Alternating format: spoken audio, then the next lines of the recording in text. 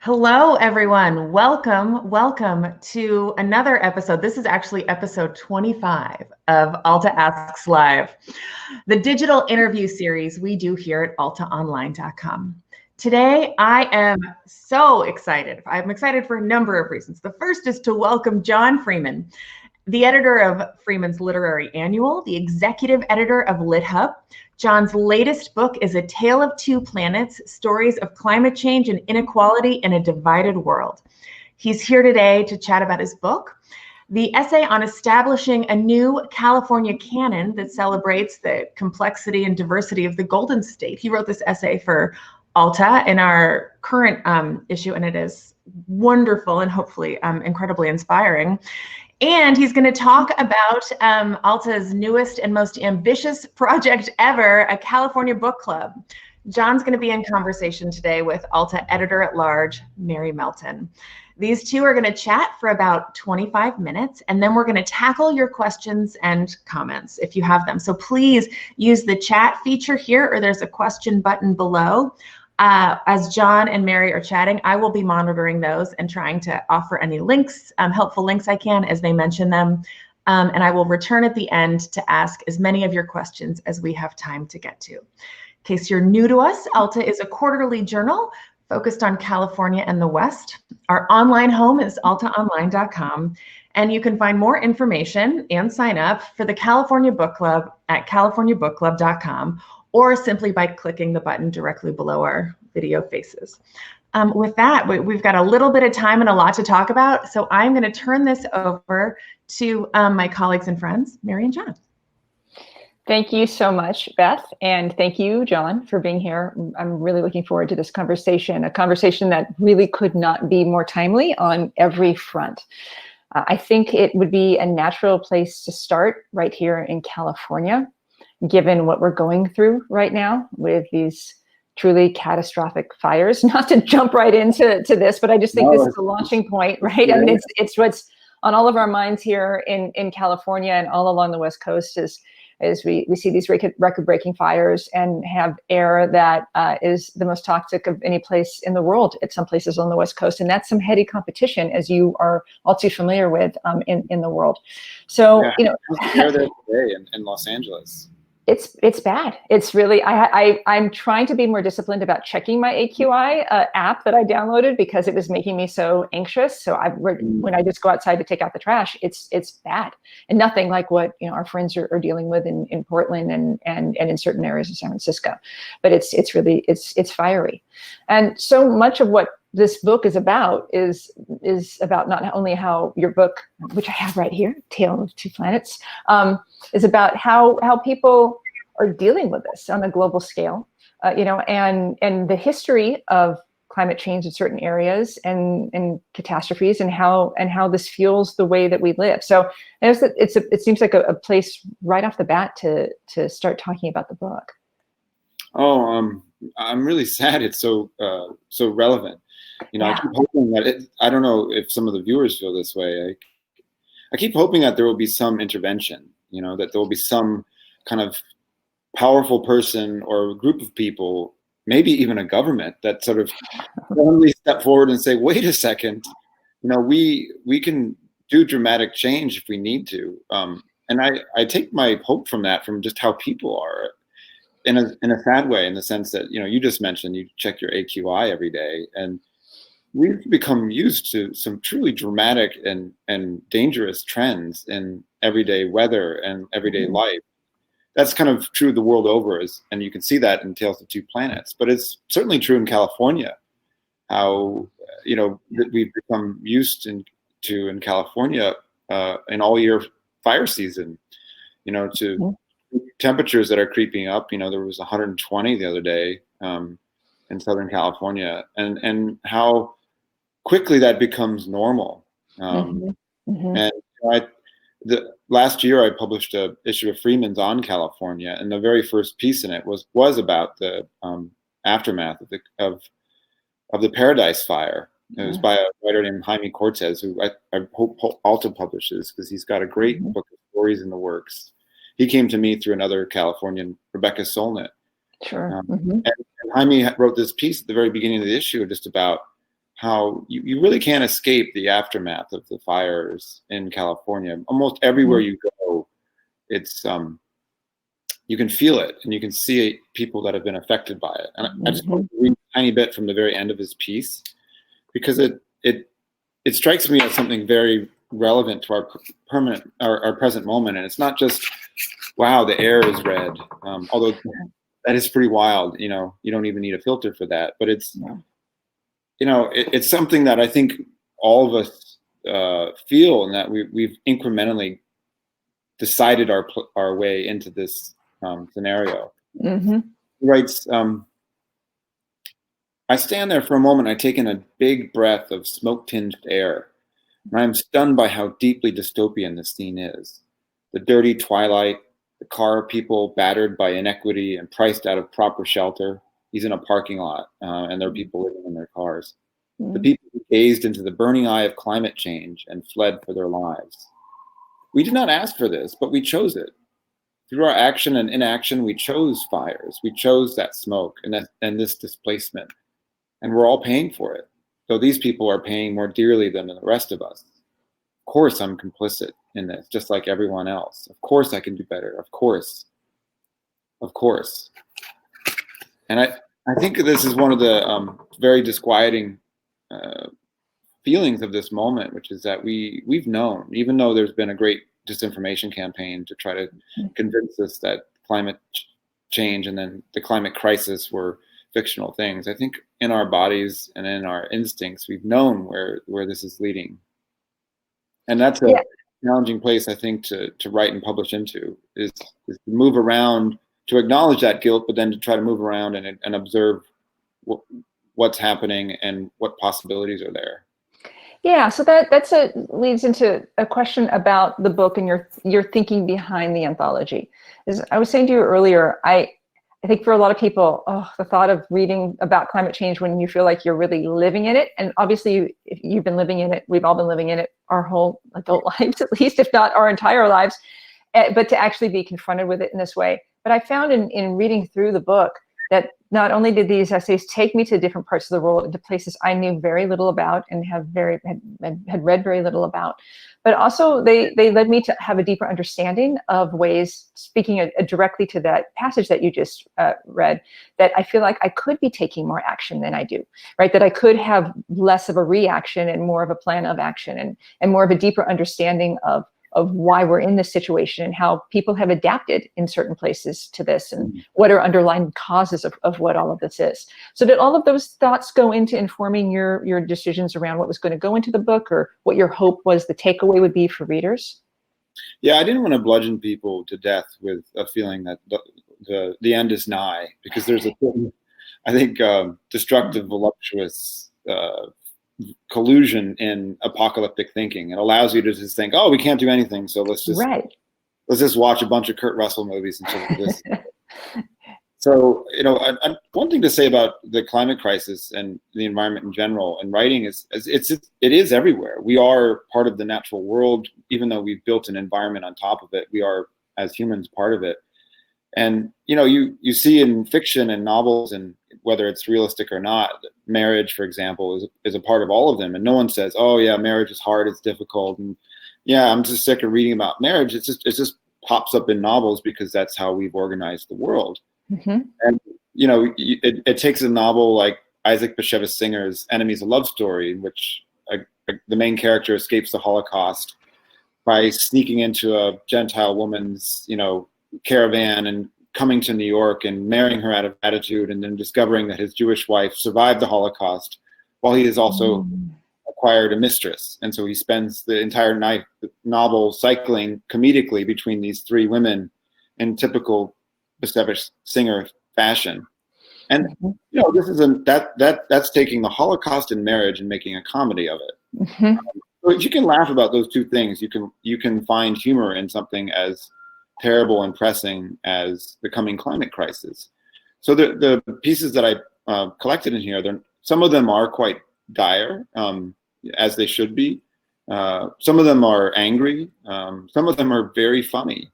Some of them are about helping people. One of the writers writes about helping migrants who live in Belgium who are like him, writer, Suleiman Adonia, escaped a civil war in an Eritrean refugee camp and came to Britain with his brother, age 17, 18. He didn't speak English. He learns English, winds up in Belgium, and suddenly he becomes a writer. And so what does he do? 15, 20 years later, he starts a writing workshop for migrants like him to figure out how to tell their stories.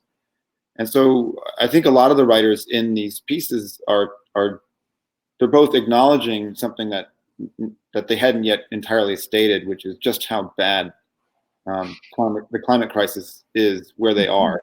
Mm-hmm. But they also, in the course of doing that, sort of articulated some principles, some ideas about how to live within that without simply just being, collectively suicidal. Mm-hmm. Mm-hmm. Yeah, and it feels like, and how to take how to make more informed decisions. That was also one of my takeaways from the book of, I think it sometimes can be our nature to think, oh, infrastructure is really good and we should just support whatever projects come along because it's progress, right? And you read about some of the truly dire situations that have come as a result of misguided, infrastructure projects across the world. But I do like that how you do also position that there are times, and I really did not expect that in this book going into it, where I would actually laugh and find things and passages very funny, as they were making me rethink the way I think about something, whether it's home delivery or sewage. Sewage, yeah. No, there's one of the funniest pieces, but also the saddest in its recent context is this piece by Lina Manzour, who lives in Beirut. It's called The Funniest Shit You Ever Heard, and it's about the consequences of Lebanese corruption and overdevelopment of the Corniche and the coastline, which already has way too many buildings and way too many people living along it. But of course, you can always probably get more buildings built if you're, hand someone an envelope, which is the result of that is a couple of years ago that the sewers down in that part of the Beirut exploded and sort of, fountains of poop were basically all over the city. And at the end of her essay, she writes, and so here we are at the end of this history in a city rotting from the inside out, for all the peeling, plumping, pulling, and rejuvenating treatment that has gone into its face. It looks now like any other aging city, desperately trying to ignore the inevitable reckoning of nature and time. Its glamour shots taken from the sea to lure in tourists and investors show a stagger of gleaming, ever higher, brightly lit buildings rising from the coast, but they can no longer blot out the real city behind the facade, the corruption beneath its surface. Because we who live in it are drowning in our own shit. We're swimming in our own shit. We're eating our own shit perpetually now as it flows back untreated into the groundwater, as it contaminates our crops and seeps into our wells, coming back out of our faucets and gushing all over our faces, our bodies, and then back down into the drains, down into the pipes beneath our feet. A rhythmic cycle, biblical in its vengeance. One of the saddest parts about that is that, of course, some of that corruption, mismanagement, and rot is what led to the explosion that happened recently. Nina also has written about. And, the surprising thing about when writers sit down to write about the climate crisis is it very quickly becomes about, civic participation, voting, corruption. It becomes not just about the environment. It's about population movements. There's so much that's embedded into it. And so I think when writers sort of shy away from it and think of the climate crisis as a kind of ornamental topic for virtuous discussion, it's kind of like avoiding the collision of so many important parts of everyday life. Mm-hmm. Yeah. Oh, absolutely. And these essays really force you to look at so many topics through a new lens. And also, I think, give you, just greater context. So when something happened like it did in Lebanon, I think, I can relate this to something that feels very tangible.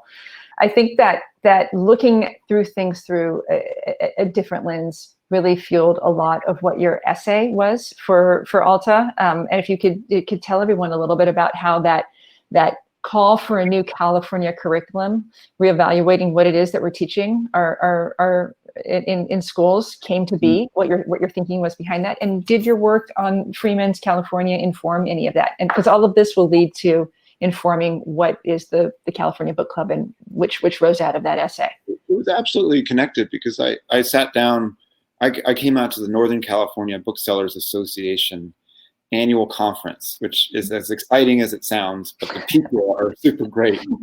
There's a hotel room, in San Francisco, a Bay Area, right near the airport. But I just wanted to explain, why put together this issue other than California is great and lots of wonderful writers live there.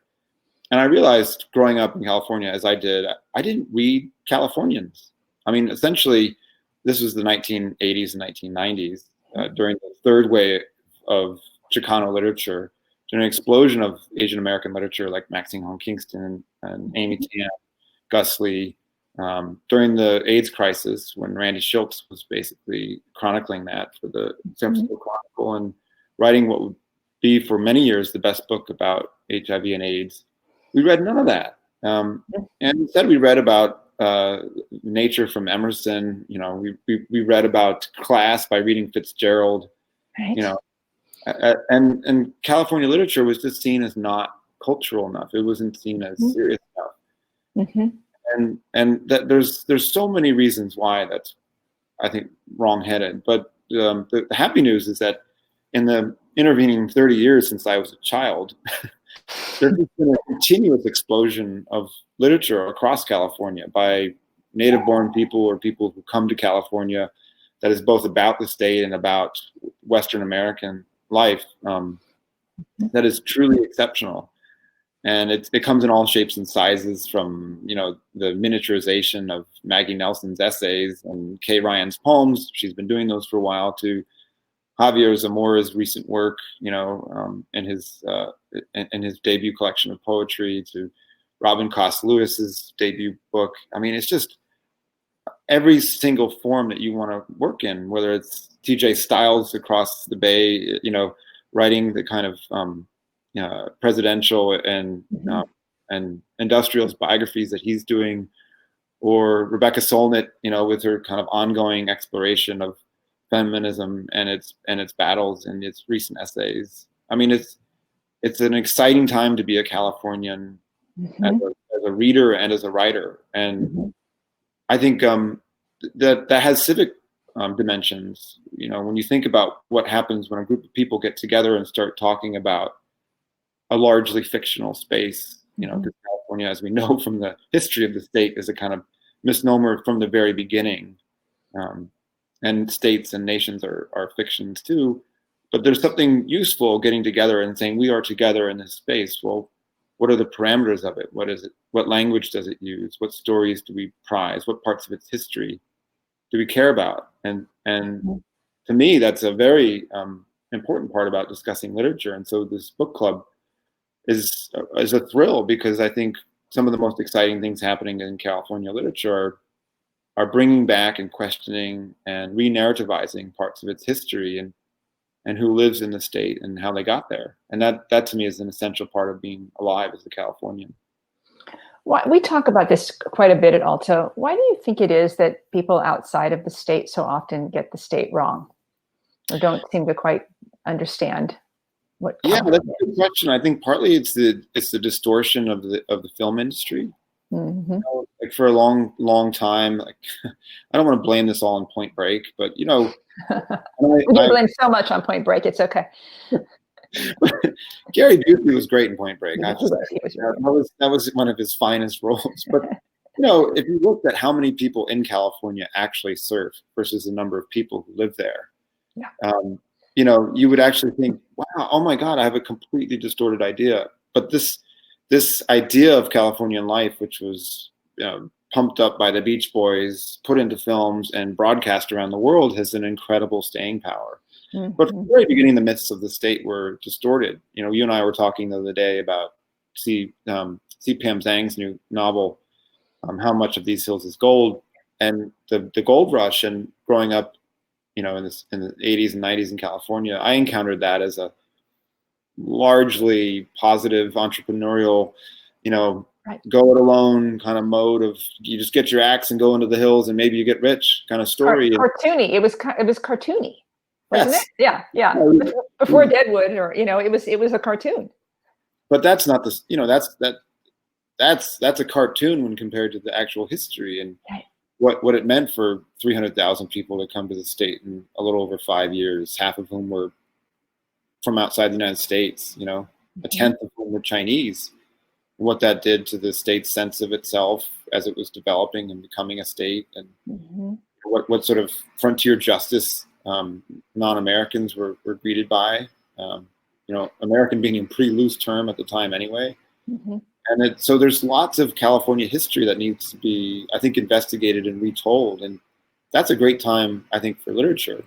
But it's also a great time for a book club because we can, I think, transport and be entertained while also breaking broken narratives, and that's what these books are doing. The ones that we've chosen so far, to me, have done. Yeah, well, you bring up Pam's book, which I happen to have right here. Beautiful cover. This is our first selection in the book club, which is launching on October 15th. And there's a button you'll see right at the bottom here where you can join the California Book Club. Let's just talk quickly about the other two titles we chose. And I just want to give people a sense of how it's going to work, and who's choosing these titles, and how this is coming together.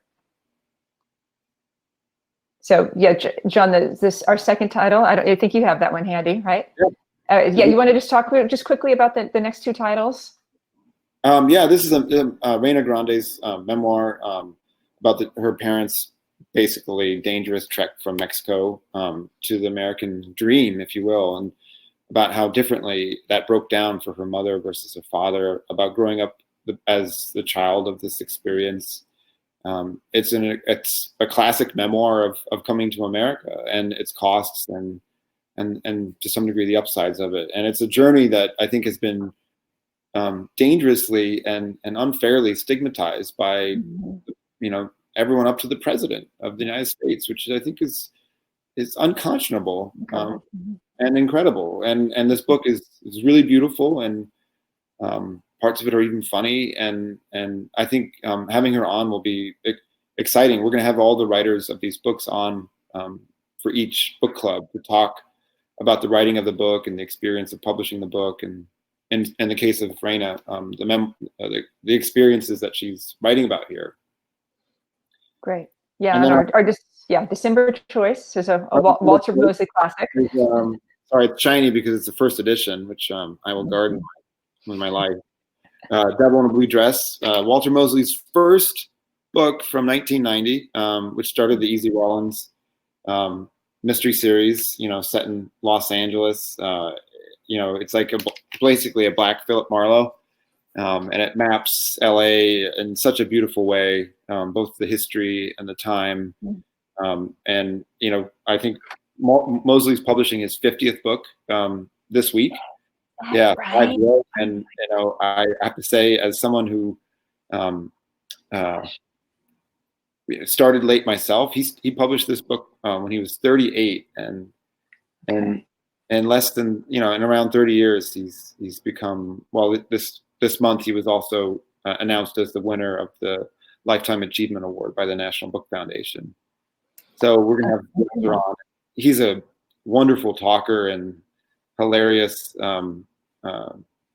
raconteur, but also just a deep thinker about Black life in Los Angeles, about California, about growing up, the son of a Jewish mother and a Black father, and what it means to inhabit parts of California history in his body, basically, and write mysteries and crime. Crime has been a big part of California writing, but it's often, we go see the movies, we watch TV, we see Bosch, but it's not treated as seriously as I think it ought to be, because there's a genre that's been on the ruptures of life anywhere, let alone California. It's been crime writing. Yeah, I'm such an admirer of his series, and I love the way it bounces around with the timeline and how you end up having this immersion into all these different periods of Los Angeles history as seen through Easy's eyes, and he's such a wonderful character. So yeah. Walter will be our December pick, Raina is our November, and Pam in October. And as you said, in conversation with you, free for anyone. It's be streaming on Zoom. And then the next series, as we look forward to 2021, you've assembled a panel of true like literary, I think rock stars in California, who are going to be informing the decisions on what books that we're selecting. Yeah, I can't wait. We're going to have our first meeting. Paul Yamazaki, who's the head buyer at City Lights Books, Oscar Villalon, who's the managing editor of Zizova, Marissa Lopez, who's a professor of Chicana X literature at UCLA, Manel George, who's a journalist and writer, longtime Southern California resident, wonderful essayist herself, Dan Senna, the novelist and memoirist, who is also a professor at USC. David Yulin, who's the book editor, himself a California writer and anthologist. And I think Blaze part of our. I'm sure he'll be peeking in and giving advice. Blaze, the managing editor at Alta, but it's a real powerhouse panel. I'm so impressed and yeah. How quickly all of them said yes, because there's obviously this real need for this to be reevaluating what we're teaching, reevaluating what we're reading and promoting, and the things that we know and don't know and aren't taught in schools. So I'm thrilled with these first three titles and the panel you've assembled. Beth, I know we wanted. No, go ahead. As a Californian living in New York, whenever I come back to California for events, if it was not Granta where I used to work or Freeman's now, I've always been thrilled by the feeling that something exciting is happening, talking to writers, talking to people in bookstores, whether it's Santa Cruz with Karen Tay Mashida or, D.A. Powell, who has a poem in your current issue at City Lights. I just feel like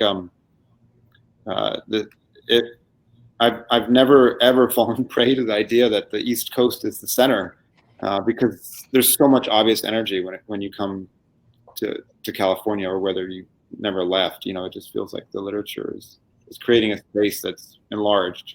Absolutely. I mean, you're talking to a lifelong book lover and former employee of the very beloved Dutton's bookstore, which I worked at all through high school and college. So yeah, there's always been such a rich literary scene here that's not just in crime and noir, as you say, and it's just really exciting to actually be able to shift a focus and really drill down on what are really exciting new works and emerging writers, but get to know better the Walter Mosleys of the world and reread. I can't wait to reread Devil in a Blue Dress, which I haven't reread in ages.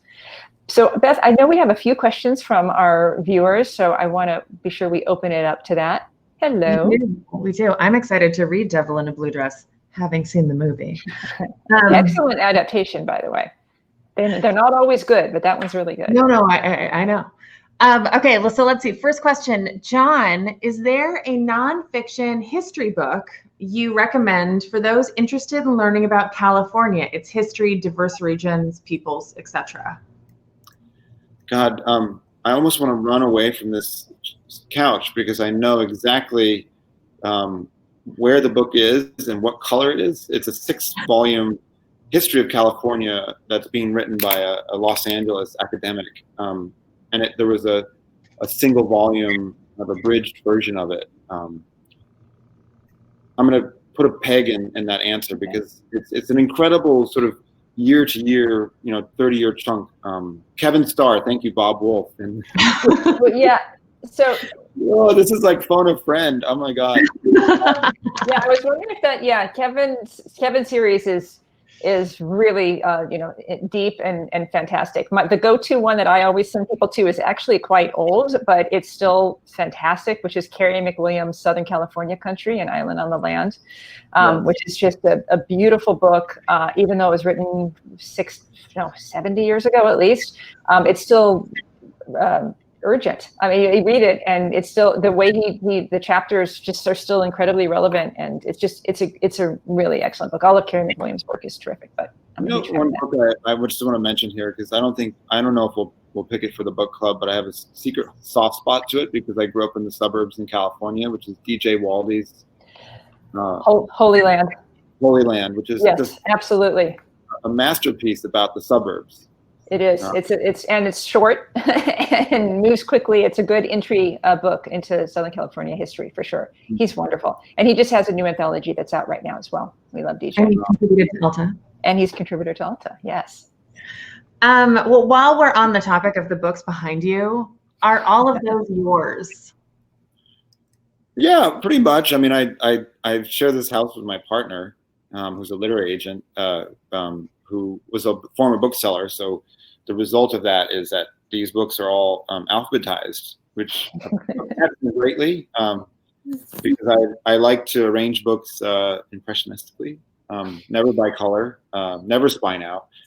But no, yeah, now every book in my house, it's A through Z, which I used to have categories. I don't know how you all work, but I had science, I had history, I had sports, but the problem was that some people, cut across 7 categories. Like Rebecca Skolnick, for example, you could have in sociology, natural history, feminism, photography, but no, it's now under all S. Mary, how are your books organized? Oh, I'm very particular about this as well. I'm category driven, but I have my most beloved section is my California section. So California is its whole own thing, and then I do categories after that. Maybe I should. My local bookstore here is McNally Jackson, and they have things broken down by region. It's like United States, Canada, Russia, Latin America. I maybe we should push for a California section within the United States. I definitely encourage it. It's a robust section too. Yes.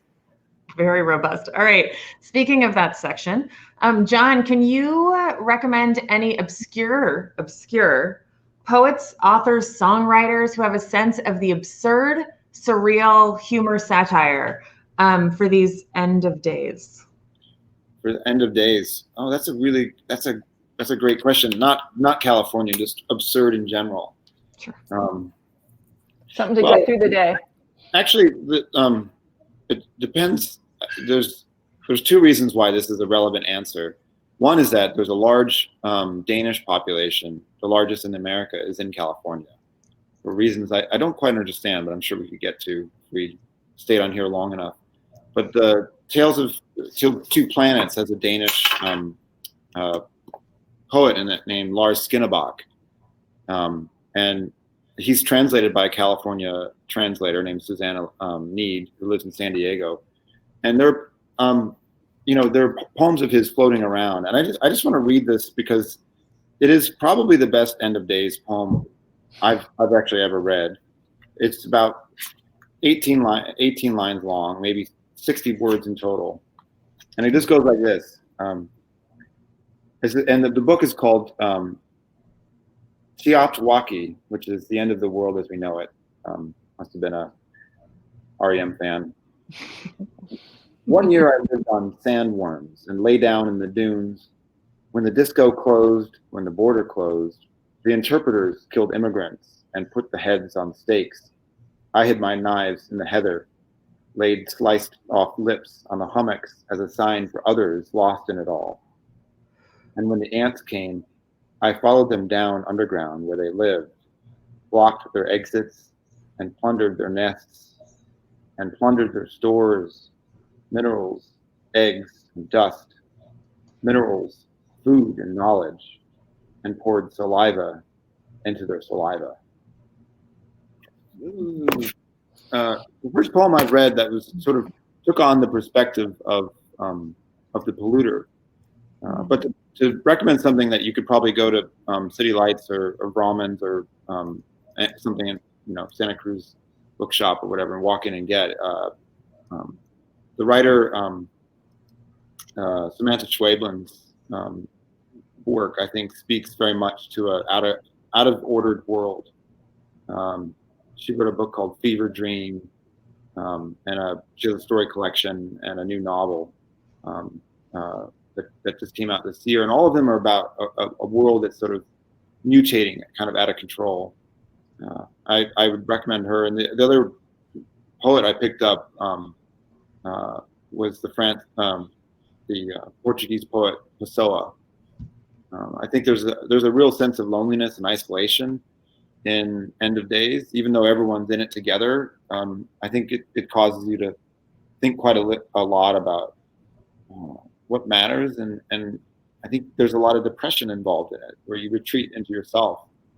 And he certainly lived that life, like a double life, where he was a Kafkaesque, civil servant, but meanwhile he was writing under all these pseudonyms about his sense of disquiet. So the Book of Disquiet is the book I would pick up of his. And if you feel really lonely and alone within how dark you feel, then this is your dude. John, can I just add real quick, Beth? Like, John, you bring up a couple of indie bookstores, Book Passage and up in San Francisco, and Vroman's in LA, in Pasadena. And I just want to mention, also that, of course, we encourage all of you to buy books from your local independent bookstores. And for this club, we've actually partnered with a handful of the biggest, I should say. They're all the best, but the biggest independent bookstores in the state on this venture, like Book Passage, like Vroman's, and with the San Francisco Public Library and the Los Angeles Public Library. And I bring those both up as well because most libraries are doing curbside pickups of some kind, and most independent bookstores that have not been able to reopen because of regulations are offering curbside pickup as well. And we've also partnered with Bookshop on this. So if for any reason you can't get to one of those stores, you can go onto Bookshop, where there is now an Alta shop on Bookshop's actual site that you can shop at for any of the titles that are in the club, and proceeds from all of those sales will go directly to our book partners in this venture. So you are supporting all of those independents in California if you're buying through the Bookshop page as well. So just a shout out to all of our great partners who are in this venture with us and who are building this community with us. I'll be sure we noted that. Thank you. Thanks, Mary, for that. I've linked to our California Book Club partners. I feel like this is we've gone a little bit over. I hope we've been having fun. So thanks, guys. And just to wrap up with everything we've been talking about, this, if you came in late, don't worry. I will download this and then re-upload it to altaonline.com later today. So we will have the complete video interview there for you. Don't forget to register for the CaliforniaBookClub.com. If you register, you can press the button right below us, or just head to CaliforniaBookClub.com. And if you sign up for free, we've got a special gift, a literary themed gift to mail you. So please consider doing that. John and Mary are really the big forces behind this endeavor, and we're really, really excited about it. So please do consider coming along on that journey. If you loved today's discussion, next week we will be back with Alta contributor and science fiction author Steve Erickson. He's going to join Mary Melton again for a discussion on science fiction on the small screen. So it's going to be really fun, and the last Alta Asks Live about the current issue before we launch into noir with our fall 2020 issue. So that's Wednesday, September 23rd at 12:30 p.m. A gigantic thank you to John Freeman and Mary Melton for taking part of this. It was a super fun discussion, and I'm grateful to everyone for tuning in today. Thank you, Beth. Yeah, thank you so much, Beth. Mary, looking forward to this. This will be fun. This is really going to be fun. We won't let you down. It'll be like the book club that you wish your book club was. Yeah, and I've already read the first title, and I can't wait to discuss it. It's terrific. So thank you, John, so much for this. All right, take care. All right, y'all. Take care, everyone. Stay safe out there.